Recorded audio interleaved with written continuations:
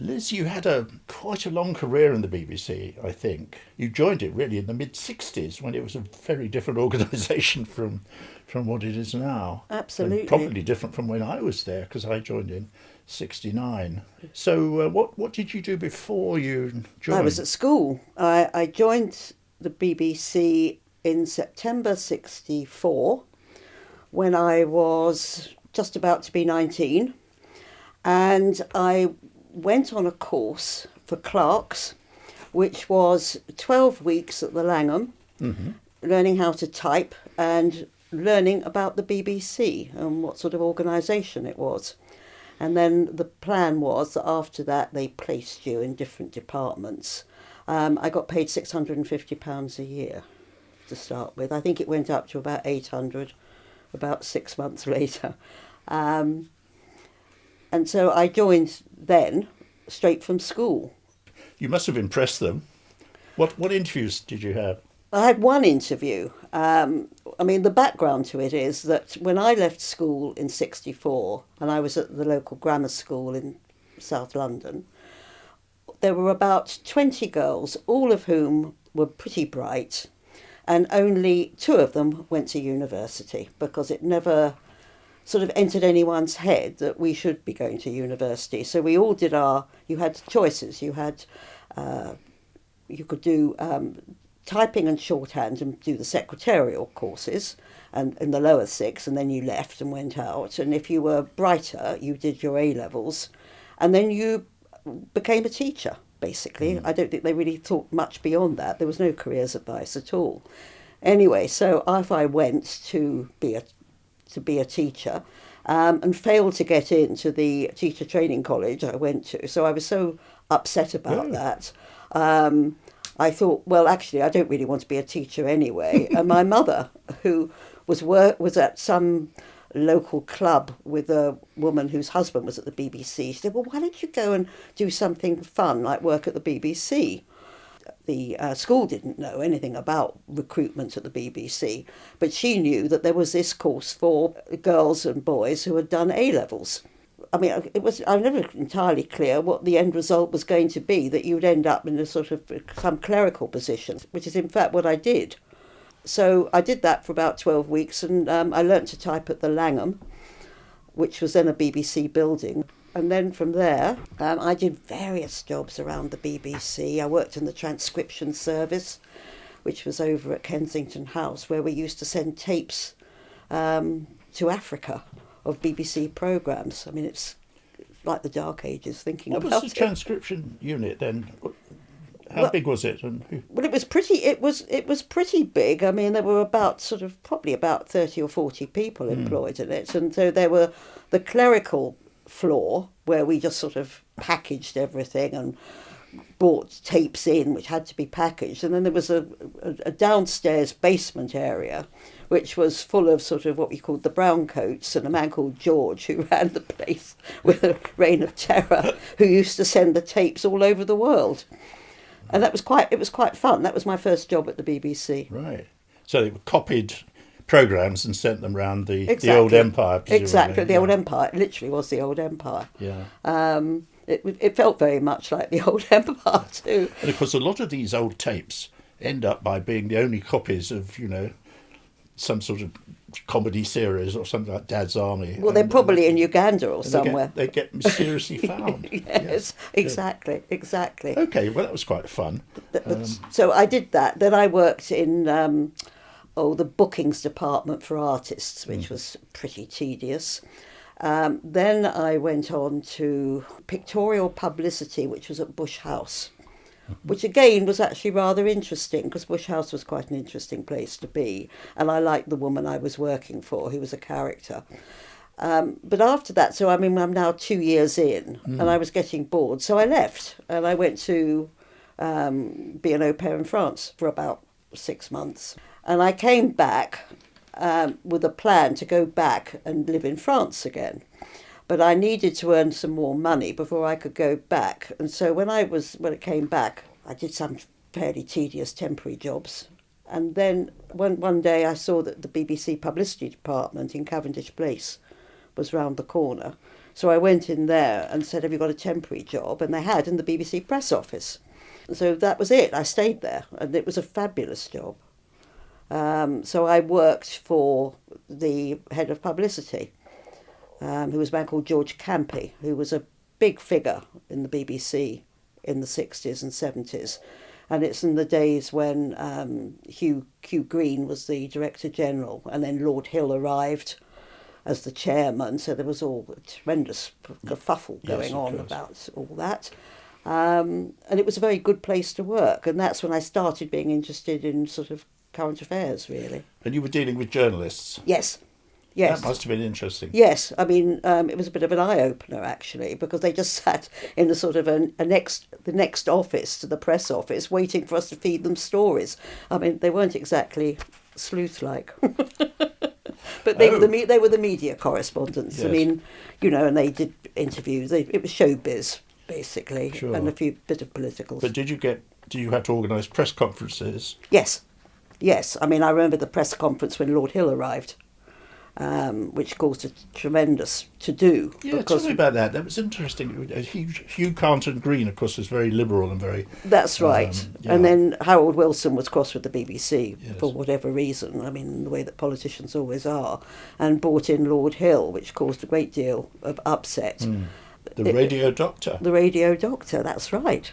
But it was quite a lively press conference. And I mean, Lord Hill was a big personality. Yeah. And that was very well attended. And then the other big press occasion I remember was the press launch of The Royal Family, that documentary, which was incredibly well received. I mean, that was a big event. Not by the Royal Family, though. Well, we didn't know that at the time. No, because they never allowed it to be repeated. No, absolutely. But it actually, at the time, was considered to have done them a lot of good. Yeah. And were you dealing with the general public at all? I mean, people were ringing in about I mean just press inquiries. Press inquiries. Okay. But it was it was a very good place to work, and then from there, I heard through one of my contacts there that the programme 24 Hours was looking for a secretary to work for a man called John Decker, who was the deputy editor of the programme. And although the bane of my life, I never had shorthand. But I thought, well, I'll try and do this. So I got the job. So that's when my life changed, and I went to Lime Grove. That was 1969. Fascinating place. Absolutely ramshackle. Extraordinary building. But of course it was the heart of BBC in that period, before the television centre opened. But of course the television centre was presumably open by then. Television centre was open, but it just seemed rather dull as you see it compared to Lime Grove. So tell me about Lime Grove. What went on there, and what was it like physically? Well, physically, you've described it. I mean, it was just a most dreadful building. But actually, I think the fact it was dreadful, everybody loved it because of that almost. It was vibrant. It was full of young, interesting people. I thought it was the most marvellous place because a lot of people were of my generation, but of course they were all incredibly bright, the people who worked on 24 Hours. There were a lot of general trainees who were absolutely sort of the best and the brightest. And of course they were my generation. I mean, I'd come up the hard way through the ranks, but then they had just arrived, having got brilliant degrees from wherever.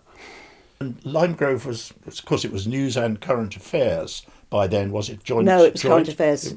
So there was Panorama, there was 24 Hours, which was the forerunner of Newsnight, as it is now. And then Nationwide started actually about the day after I arrived at Lime Grove, which was a very different sort of programme, which all the people on 24 Hours were rather grand and sniffy about. But actually, of course, it did... Very popular. Very popular. Cliff Mitchellmore was doing 24 Hours, but he had gone by the time I arrived. When I arrived on 24 Hours, David Dimbleby had just arrived as the new young presenter. There was Kenneth Alsop, who'd been on the original Tonight programme, I think, and Ludovic Kennedy arrived. So they were the main presenters of it. Right. Now, what were you doing when you arrived? Well, when I arrived, I was working for John Decker, who was a fabulous man. He was older. I mean, he was he was an older generation. He'd been a miner. I don't think there were many miners who ended up as television producers. No. And he edited the Money programme, and he was a terrific person. And the other one who was wonderful was Tony Smith, who was the editor of the programme, who then went on to do the British Film Institute and Magdalen College, Oxford. And I mean, they were all very, very starry people. Yeah. But I didn't do any real secretarial work at all because they didn't take letters or dictate letters but what they did, they had a planning department where every second week the editor of the day, who would then be editing the programmes, used to go and plan the programme for the following week. And so I would sit there with 2 or 3 sort of young producers coming up with ideas of what to do the following week, because obviously you had an idea of what was going to be happening, and you could plan and create different films around forthcoming events, and that's what I was really good at. What were you technically called in those days? I think I was called the secretary. Oh, just a secretary, or just not Liz. not a PA. I didn't. No, I wasn't a PA because I couldn't count backwards. I didn't do it. I didn't do any of that. That was far too technical for me. I just came up with sort of ideas. Right. You didn't go out on location with filming? I did sometimes. Yes, which was fun. But did you have to do shot lists and everything else then, or were you just... No, I don't remember doing that at all. I just remember sort of fixing up interviews. So basically, I was a researcher. I was paid as a secretary, but I was a researcher. I did that for about a year, which was great. And then they had a gap on the film desk, which meant actually sending crews around the world. And I did that for about 6 months, and I quite enjoyed doing that. Mm-hmm. So that was. So it was logistics, really. Yes. Yeah. Yes, logistics. Right, but so so at that stage in my career, then I'd got planning programs or coming up with ideas, and the logistics, which was great, which is, very, very good training for what I went on to later. Did you spend much time in the studios there? A bit, not much, because I tended to be. So when I was doing sort of the film planning, that was always a week ahead. So I wasn't involved with putting the programme on the air. And then when I was doing the film travel clock, I was around, but I didn't go into the studio much, and I never stayed around for the transmission of the programme, which was always about 10:30 at night. And what was it like being a woman in the BBC at that time? Fun. Absolute fun. I never had. It was just so different, and their attitudes. But I never felt exploited. I was never fearful. And interesting, when I talk to friends about it now who were there at the time, they all feel the same. None of us are feeling particularly resentful about the way we were treated. I think I was treated rather well. I think, it was almost an advantage to be it was an advantage to be a young woman from South London with no degree. I think it was a positive Really? Advantage to me. That's interesting. Because I didn't think the way they thought. I had different ideas. I'd hear them coming up with these ridiculous ideas for, why don't we do X or Y? And because I had nothing to lose, I'd say, well, who on earth is going to watch that at 10:30 at night? And they looked at me. Oh, you had attitude, did you? I definitely had attitude. Yeah. I said, no one's going to watch that. And they used to, and they laughed and they listened. Yes, you gave as good as you got there. But yes, I suppose so. Memorable programmes you worked on? Goodness me. Well, the one I remember, the one that actually turned me from being a clerk into a researcher, was I had gone on holiday to Southern Ireland, to County Cork.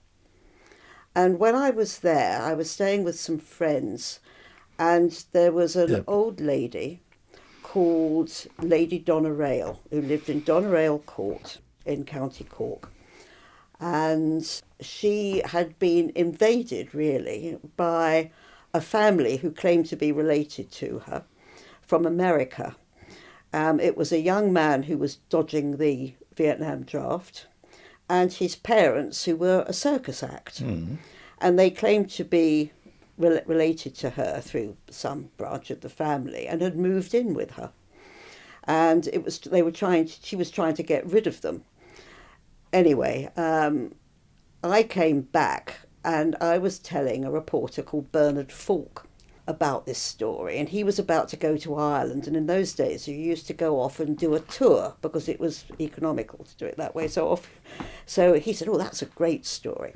So off he went with a crew to do the story, and there was a viewing of this film about Lady Donna Rail when he came back, and Tony Smith, particularly the editor, for some reason loved it because it was quite funny and it was interesting and different. And it hadn't been in the papers. Nobody knew about this story at all. And he said, "Where did this story come from?" And Bernard said, "Oh," he said, "Liz Elton was on holiday." And I remember Tony coming up to me after and said, "That was a wonderful story. I absolutely loved it." And that's, I think, when he realised that perhaps I should be doing something else. Right. And so when he left to go to Oxford in those days, I think he went to St Anthony's, he recommended I be made a researcher. And so that's when I became a researcher. Ah, right. And this is where the story really starts, as they used to say. I remember Bernard Falk. In fact, I did a series with him. Did you? Yeah, that won an award, which was nice. Oh, what was that about? Well, the beginnings of the computer series. Oh. Yeah, he did the thing called the Silicon Factor, which was one of the first things the BBC did about computing. You know, the chip is coming to take all your jobs kind of thing. Yes. You know, and went round America with him. Oh, wow. Yeah. He was quite fun, Bernard. He was quite fun, yes. Yes. Great fun, in fact. Great boozer, yes. Oh, yes. Yes. And died young, I'm afraid. He did, very, yes. Yes. Yeah. There was a sort of culture at Lime Grove, wasn't there? It was very macho. It was quite smug. I mean, I think everybody was quite... I think most people were quite pleased with themselves. Yes. Because they were at Lime Grove. I mean, Yeah. I think they were proud to be at Lime Grove. Exactly. I mean, very proud to be there. Now, Lime Grove had, of course, been really the London centre of the BBC for many years in the 50s. In the 50s, yes. Yes. And then Television Centre was built. Exactly, yeah. News had been at Alexandra Palace. Oh, Alexandra Palace, yes. And then eventually in the sort of, I think, early 70s or late 60s, I don't know, they went to Television Centre. Yeah. Yeah. But there was a great deal of rivalry between news and current affairs. Right. And there was a general feeling, I mean, not by me, I hasten to add, but a lot of the Lime Grove people, that actually, basically everybody was brighter at Lime Grove than they were at Television News. And I can't remember who it was now, but somehow that sentiment found its way into print and caused a terrible row, I could remember at the time. So there was always a certain amount of hostility between news and current affairs. Yeah. What about objectivity there and the BBC's balance and so on? And was that something that people had to worry about? No, I don't think it was. The BBC wasn't as well. It was under attack from Wilson. That's right. I'm sure people listening or watching us thought we were all a bunch of, lefties.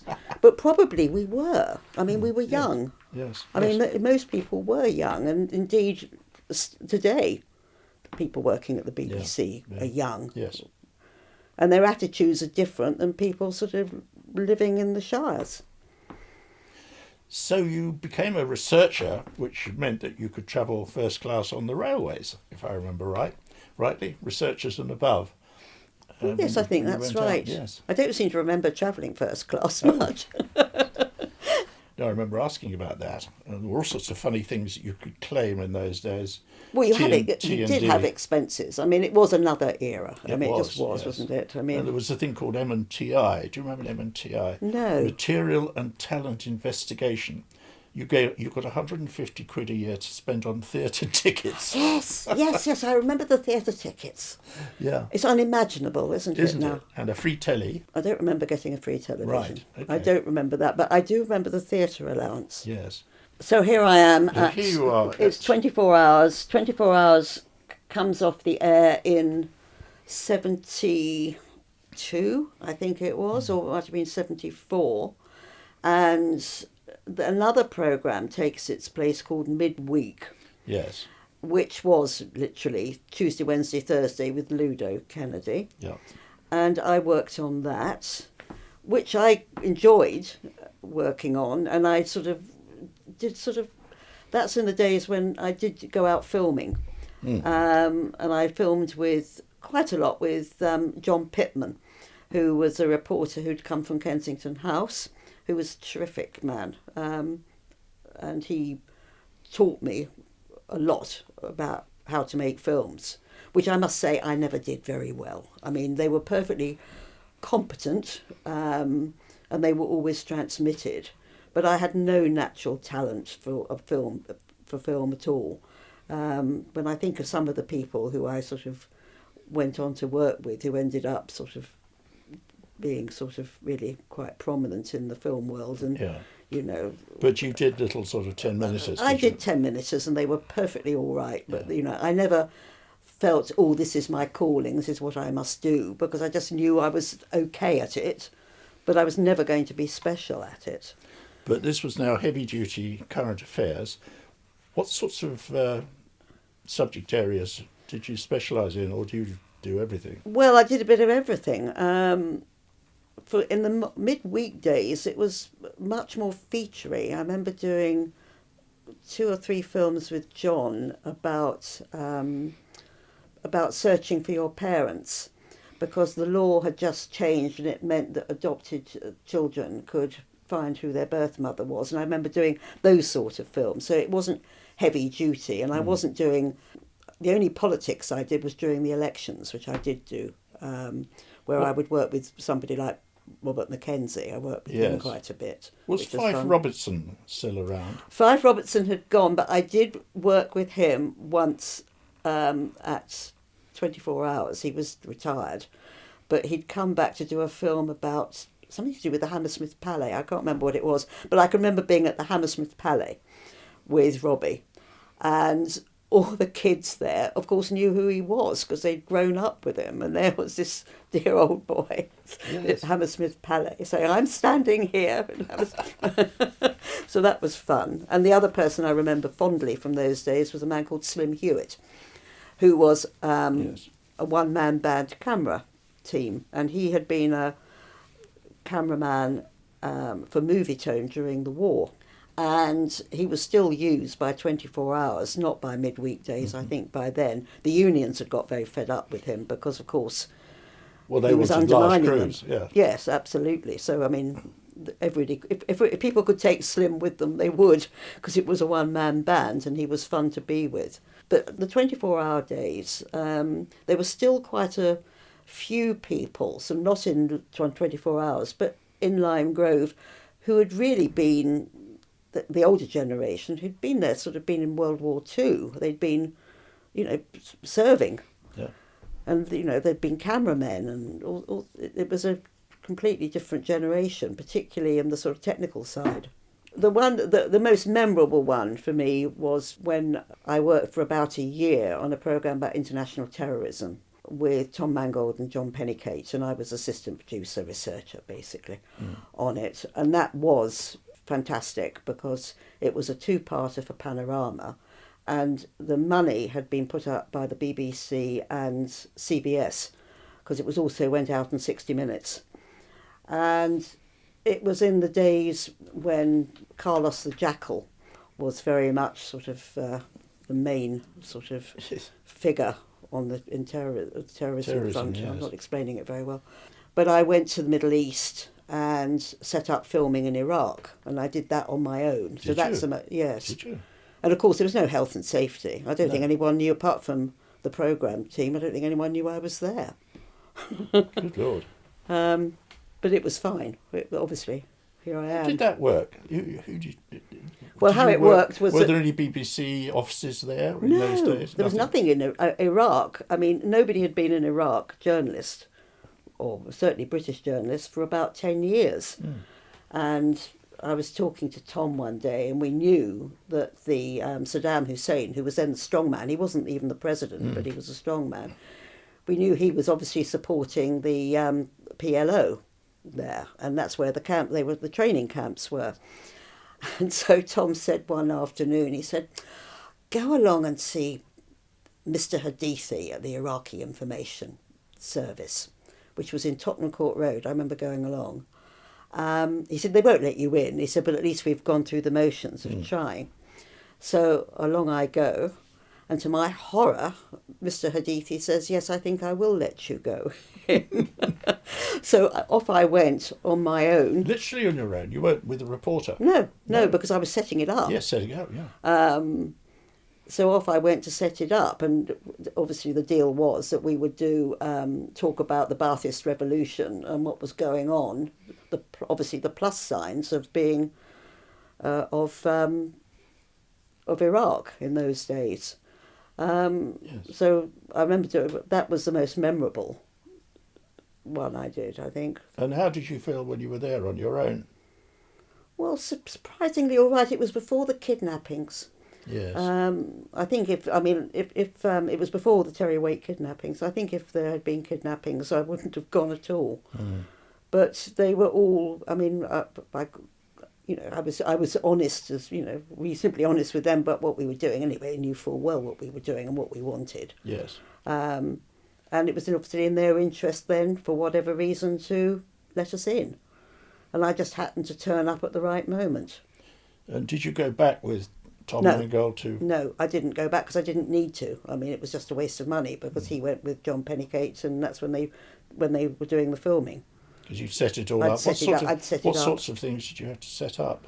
Trying to get various interviews with various sort of key figures who were there, and seeing them beforehand and just checking that they would give an interview, which they did. And they kept their word. Yes, they all behaved perfectly well. But obviously, looking back on it, it was probably slightly mad. And the fact that I went off, and I mean, if anything had happened to me, I think I'd have just disappeared probably. But when you're young, you're quite naive about these things. Oh. But you had no mobile phones or anything like that? No. No Did you keep in touch with the BBC when you were there? No, I didn't. You didn't? Because I thought, but what I did do was keep in touch with the British Embassy. I remember sort of going to see the press attaché, and I just said, "Look, I'm here, and this is what I'm doing." And he said, "Well, come." He said, "Come over." So I went to his house, and we went into the kitchen, and he literally put the taps on the, and it was like some sort of World War II spy novel or something. Yes. And he said, "There are microphones everywhere." He said, "What are you really doing?" And I said, "Well, we're setting up a programme about international terrorism." But obviously we didn't call it terrorism to the Iraqis. I think we called it freedom fighting. Yes. So I was in touch with the British Embassy. But that was all. And I was there for about a week, and I went all over the place. Factories. They were very proud of being feminists, or the Baathists were. So I think the fact that I was a woman on my own was quite good, and I had sort of women bodyguards with me. Yeah. You didn't have to wear the burqa or anything. No, because they were Sunnis. They were very liberated. Yeah.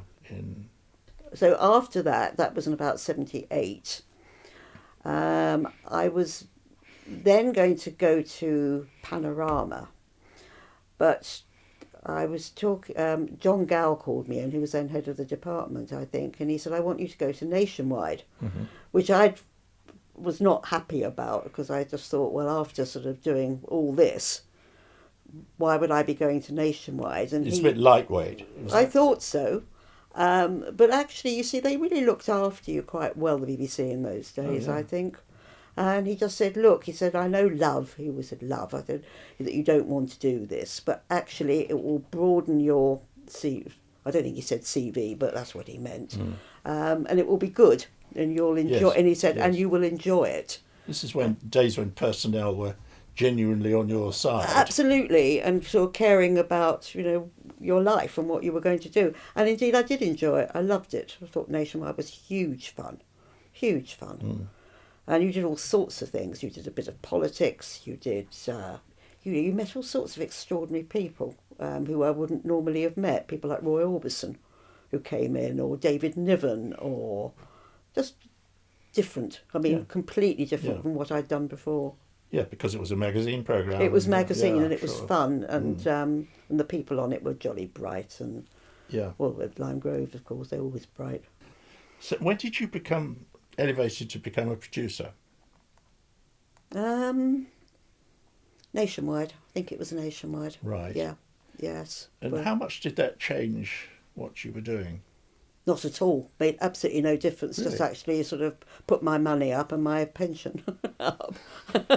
But not that much. But, I mean, you must have had much more responsibility.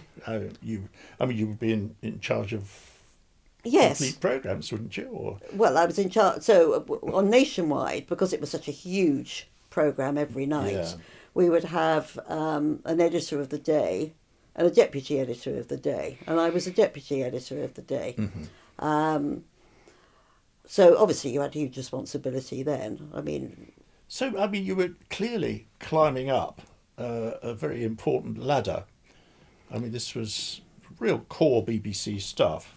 Yes, but you must have been. But I would have. I think considered a safe pair of hands. And I was definitely, I'm sure, a safe pair of hands. I don't think I would ever have been considered for a top job, because I think it would always come back to the fact that I didn't have the degree. I think it would, for me anyway, I'm absolutely sure that my background would have got in the way of it. Really? Yeah. But as it happened, it didn't really worry me most of the time, because actually I think I had more fun and interest by being a producer than actually running a department. I can't think anything worse.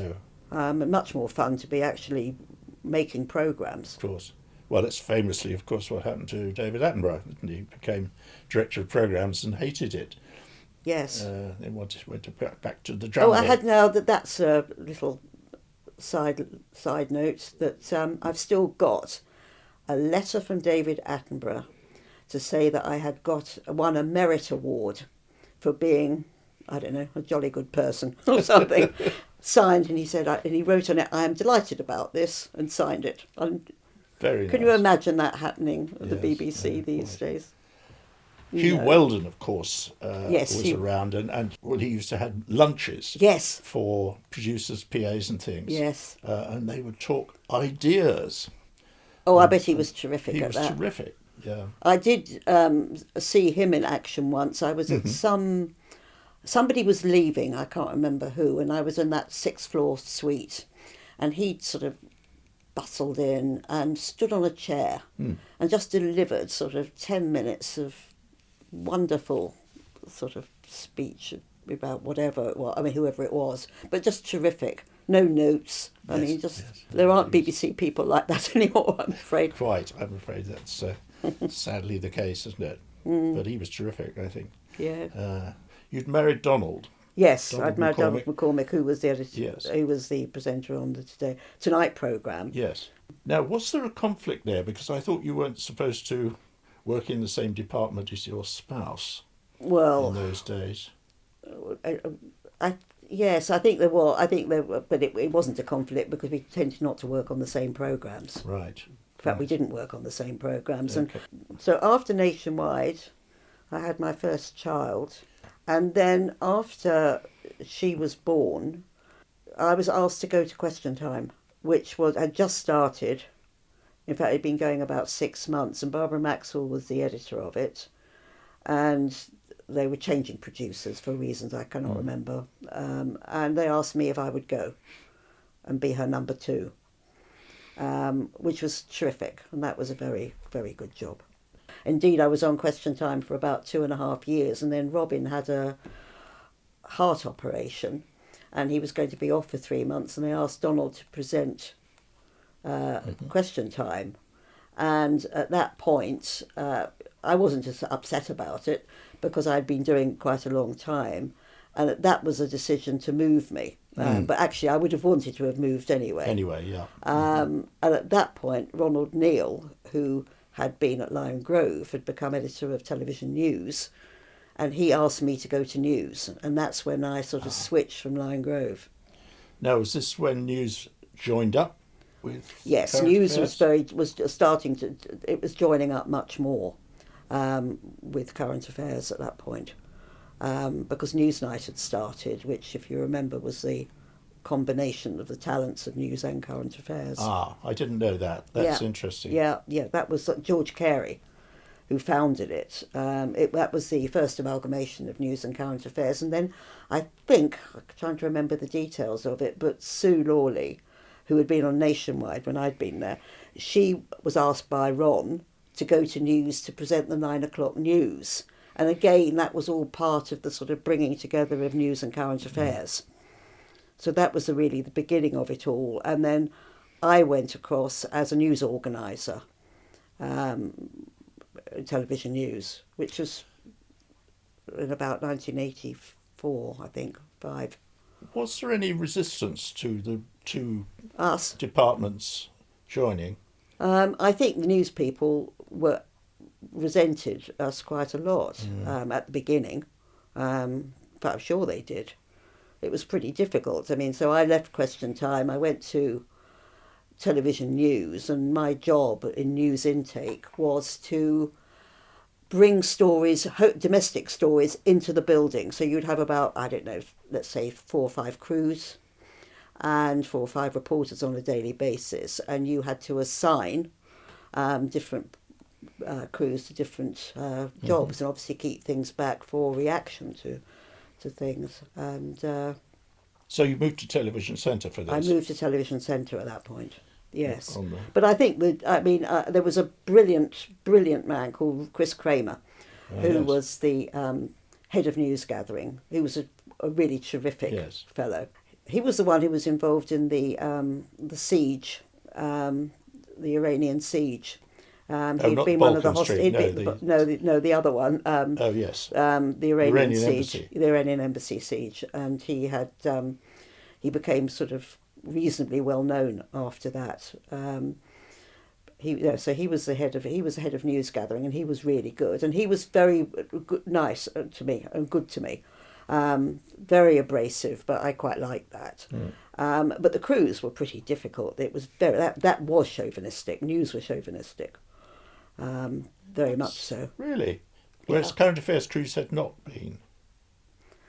Not that I was aware of to the No. same extent, but I think just news felt threatened by all these people turning up. Yeah. Well, anyway, they were I think they were pretty resentful of Lion Grove people, and you Yes. had to tread quite carefully. I suppose you could say that, news gathering involved working on the day, as Yes. it were, whereas current affairs was, there were longer time spans for Absolutely. programmes. And that Absolutely. made a difference to the way crews worked. Yes. Although actually, I think News was a bit quick and dirty, Yes, absolutely. I Fewer mean, the news interviews, crews were fewer tremendously. cutaways, Yeah, yeah. they were tremendously good, and the news reporters were tremendously good at what they did. But they considered themselves to be true journalists, and I think they just thought there was something slightly dilettante about people who worked in current affairs. Really? Yes. Interesting. Yes. No, there wasn't much love lost in the early days. Were people able to do long projects in those days, to work on a story that might mean going undercover or something like that for months on end? I think they did. I mean, I didn't do it apart from that Panorama year. might have. Panorama did, yes, absolutely. But I mean, it wouldn't happen now because there wouldn't be the money to do it. No, I mean, those days have long gone. sure. Sadly. Who were you working with mostly then? Who was on the screen, as it were? Question Time was obviously Robin Yeah. Day. And when I went to news, well, there was various people, but I didn't work directly with the presenters. I worked with the editors of the day, of the 1 o'clock, the 6 o'clock and the 9 o'clock, as it was then, news. Were you writing scripts for them? No. I bought the stuff into the building, Right. which they then turned round and put out. There was input and output, and I was responsible for bringing it in, which was great. I enjoyed doing that. But always the horror was worrying that for some mad reason you'd missed some huge story and you'd turn on ITV News for the 9 o'clock or their 10 o'clock and found that there was some tremendous story that for some reason we had completely slipped below the radar, which didn't happen, but it was always the fear. Were there daily news conferences early in the... Yes. Yeah, and tell us about those. Well, we used to have them for intake, and then the output departments, the 1 o'clock, 6 o'clock, 9 o'clock, had their own. And then after their meetings, they would come across and say, can we have a crew for some particular story? And then you would see if you could give them one. You couldn't always give them one, because sometimes the stories were never going to work anyway. And also, if it was a story for the 1 o'clock, you wanted to make sure that it was going to carry on and build for the 6 o'clock. Otherwise, it was a waste of money to send a crew out for one because story. They had separate editors, didn't they? They all had separate editors. Yeah. That must have been awkward. Well, it could be, but not all. But editor A doesn't want editor B. Yes, it's just office politics, isn't it? Yes, really. quite. So, sure. Yes. Interesting. Yes. Meet any interesting politicians then? You must have done on Question Time. Oh, Question Time was, yes, absolutely. And that went round the country, presumably, in those days. Hardly at all. It does now. Hardly at all. Robin didn't want to travel. He thought it was an absolutely dreadful idea to go travelling. He wanted to stay in the Greenwood Theatre, which was Guy's Hospital's own theatre, which is where we did the programme from. Oh, I see. Which was, I don't know, don't use it anymore, I don't think. It was always said he was very good at sharp, probing questions, but not very good on follow-up questions. Is that true? Or do you think he was actually quite I didn't persistent when he was with an I interviewer? didn't. I mean, apart from actually during party conferences, I worked with him where he actually just adopted a very news style, which I thought he was really good at. Yes. I tell you one thing that you will be interested in. Do you remember the occasion when John Knott walked out of an interview? Well, I was there for that. Oh, tell us about that. That sounds fun. But it's actually, it's gone down as something slightly different. But what actually happened was it was just before the 1 o'clock news. So the conference had ended at 12, whatever. And there were some follow-up interviews from that morning's events. So John Knott came in a very bad mood. It must have been during the Falklands. This was the Falklands, yes. It must have been it was during the Falklands crisis. And Robin was in one of his sort of playful moods. And it was quite clear when John Knott walked in, because this was in Blackpool or Brighton, I can't remember where we were, but anyway, we were in a sort of funny little studio. It was clear that John Knott was in a very bad mood. And sort of teasing him was not necessarily a very good idea. And I remember the interview not going very well. I mean, I wasn't the only person there. Margaret Douglas, who ran the conferences, she was there too. But you could just see it wasn't going very well. And you knew that whatever else, you had about 4 or 5 minutes to fill before the 1 o'clock news. And as he just got more crosser and crosser with Robin's line of questioning, and then he came out with the joke about the here today, gone tomorrow politician, at which point he threw off his... And then, of course, I mean, they were stuck for about 3 minutes. And what Robin wasn't very good at doing was filling. Yes. I can't remember what we did, but anyway, I mean, I think it was such an event that it became a news story in its own right. But it was quite amusing. There was another one, wasn't there, when somebody was asked endlessly about prison policy, I think it was.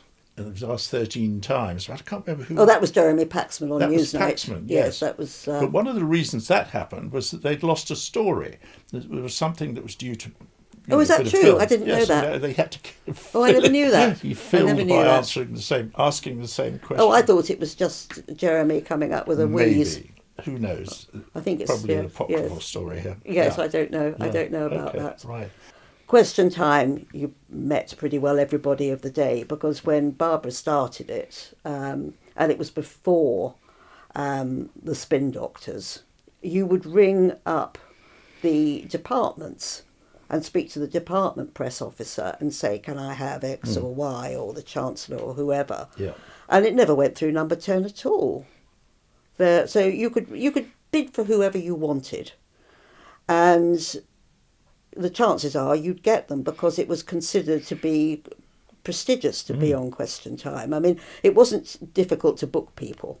I mean, it was difficult to turn them down, but you'd ring people up and say, hello, I'm Liz Elton from Question Time. And they'd say, when do you want me? Pretty well. Really? Yeah, I mean, it was considered the very thing to be on. Not the case anymore, I'm afraid, with politicians wanting to be on television. No, quite. Yes. So, where are we now? Middle of the 80s? Yeah, so I stayed at Television News. So I joined in 85. And then in about, so we've got to the stage probably in about 86, 87, with the appearance of John Burt, who came in as Deputy Director General, yes. And for me, I thought the place changed pretty well as soon as he arrived, in terms of the mood, the atmosphere. It changed? Yeah. Well, producer choice, of course. Yes, producer choice. But that never affected news. No, and it didn't affect me, but the general mood. Yeah. So he arrived and he came to Lime Grove, and I don't know, I must have been still at Lime Grove, I can't remember. But anyway, there was a big meeting, and he just cast gloom on the whole place, and there was quite a famous exchange between him and Charles Wheeler when he, in a mad place called Sanger's 35, why it was called that, yes, it's an extraordinary place. Yes. And he arrived with Ron Neal, I think, and he was talking about budgets, and he said something about Newsnight, and he said, it doesn't look to me like a X million pound a year programme, or whatever comment he made, which of course went down pretty badly. And then there was some sort of exchange, and John Burt said to Charles Wheeler, I never said that. And Charles Wheeler just turned to him and said, I'm afraid you did, because I have it here in my shorthand note, whatever it was, I can't remember. But it was an absolute put down, and it was a bad moment for the relationship between Lime Grove and the new Deputy Director General. Yes. But this was the time of total costing, wasn't it? You Yes. You had to cost everything, and Yes. started paying for things you normally got for nothing.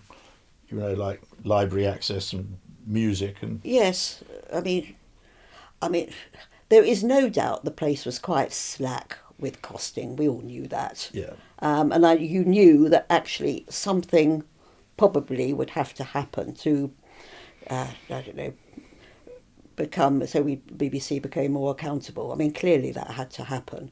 But whether it had to happen in the Burtist way or not, I'm not entirely... Right down at the individual programme level. I'm not convinced. And I think what he did, I think he kicked the stuffing out of the people who worked there, because they were made to feel that what they did wasn't worth much. Yes. But he made us feel that we weren't any good. I think there was a general feeling that people had of him. That, I mean, he brought his own people in. Yes. You had to prove yourself to him, and I always found that the people who managed to do mostly, I mean, not always, but mostly who did well, were people who were sort of not so independently minded, let's put it that way. I mean, he had this thing about you should know exactly what your programme is going to be about before you go and film anything. Yeah, well, I mean, that's the complete opposite of everything we'd been brought up to believe in. Yeah, because he did the ICV 12 o'clock Weekend Sunday. World. Weekend World. Yeah. I mean, was just highly scripted. yeah, wasn't yeah. it? I mean, everything about the way he worked and thought was sort of different than actually the way I thought and lots of my colleagues thought. Did this change in atmosphere affect you much? Or was it just the feeling that there was gloom around? It just didn't feel like the BBC that I had really always been pleased to be involved with. You just felt it was just another media organisation, where before the BBC had always felt rather special. I think he probably felt it was too club-like and too sort of full of people like me, actually. Yeah. In fact, I think that's exactly what he thought. Did you ever meet him? Or Yes, Right. yes. In what context? I sat next to him, and I think he sat me next to him so he could decide whether he liked me or not, and I think I clearly sort of failed the test. There was a dinner for John Smith, who was then the Labour leader. And I was invited, and my husband was invited, because we knew John Smith very well. He was a great friend of ours. So we'd been invited to it. He clearly just thought I was terribly boring, and I was completely old school Lime Grove, and I was perfectly polite and nice to him. Yeah, sure. But I wasn't going to sing to his tune particularly. Oh. We were also sitting opposite Germaine Greer, who obviously was one of his pals. So I think he spent most of the time talking to her across the table. Right. I don't think I made a big impression on him. Sure. Apart from that, he wasn't going to promote me in any way. Okay. So it makes it sound as if we're coming to the end of your career here. Well, I mean, to a certain extent, I was. So, I mean, at that point, I was about to have a second child, but before I did that, I went off to Westminster and worked with John Cole for about a year, which I love John Cole, and I like working with the correspondence, but it was being set up badly, and I was trying to make work a system that was unworkable, and it's not even of interest now to talk about it really, but it was just when they were sort of turning Westminster and the big sort of... This is Millbank. Millbank, but it wasn't Millbank then. In fact, I remember going round Millbank wearing a helmet because it was still a building, and we were working out of the press room in Westminster, in the Palace of Westminster. Uh-huh. So then I sort of took some time off again, and then I came back about a year later, 2 years later, and I was asked if I would go and work on Breakfast News as the planning editor, which I did, and that was perfectly enjoyable. I did that in fact, that was my last job in the BBC, really. Tell me about television at breakfast time, because one always thinks that most of the middle classes listen to the Today programme and then go to work, and they don't watch breakfast news. Did you feel that there was a different sort of audience? Oh, absolutely. To, say, Panorama or whatever? None of my friends watched breakfast news. No. None of them watched the television. I mean, for obvious reasons, that they were busy and working, and they all listened to the Today programme. Yeah. And the Today programme was, in those days, rather good.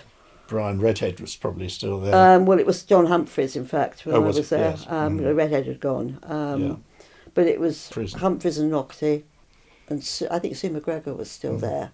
And Rod Liddell was the editor. Yes. Who was a terrific editor. Yes. Really good editor, right. I thought. So when did you leave the BBC?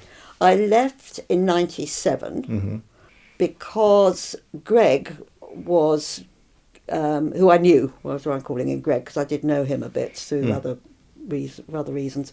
He was good, but he spent quite a lot of money. He liked spending money, and he was obviously trying to get rid of a lot of older people who were costing the BBC too much money. Oh. And I just thought, if I can get out and work out, so I worked out what my pension would be and whether I could do a deal. And I remember going to HR, as it then was, and said, if you asked me to go, I wouldn't necessarily say no. They hadn't asked me to go. And she said, well, leave it with me and I'll come back to you. And about 18 months later, she came back and she said, if you want to go in another 6 months, I mean, obviously they were doing some budgets. And I said, fine, that will suit me very well. So I went in 97, which was great for me. So I went out with a pretty well full pension. Good. And a bit of a payoff. Yeah. And that was the end, I thought, of my BBC career. But you thought? Yes. You're implying that there's something... Oh, no, there was a follow-up. So I was off for about 2 years and did various bits and pieces which aren't of any interest, really. And then a dear friend of mine died. And when I went to the funeral, there was a a man there who turned out to be the BBC's head of press, who I got on with terribly well. And he said to me, he said, "What are you doing?" And I said, "I've retired." And he said, "Well, that's, how old are you?" And I mean, I was about 58, I think, at the time. Mm-hmm. And he said, "Well, why don't you come back and work with me for a bit?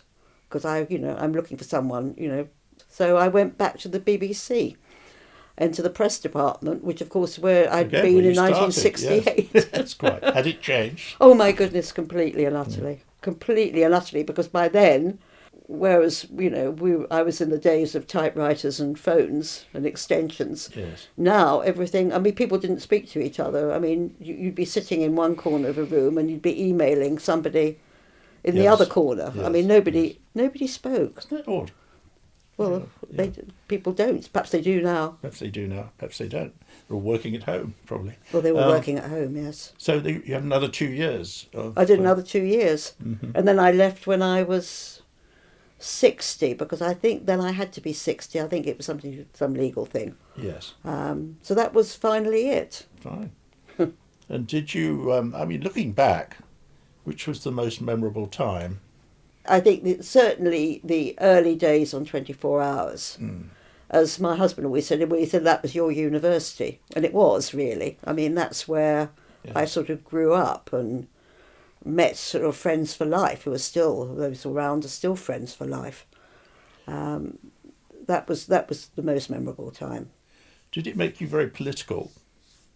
It didn't make me political. I mean, it made me politically aware and quite, savvy about politics as a producer, but not.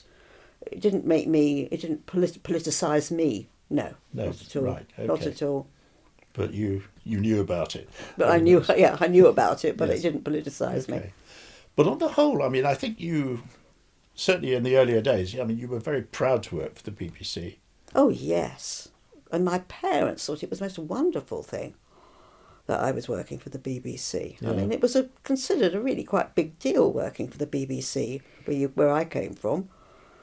And has she met Morecambe and Wise? Has she met, all the sort of silly things. But when you're young, in the 60s, I mean, yes, it was incredibly special. Well, Liz, it sounds to me as if you enjoyed your career. I love the BBC.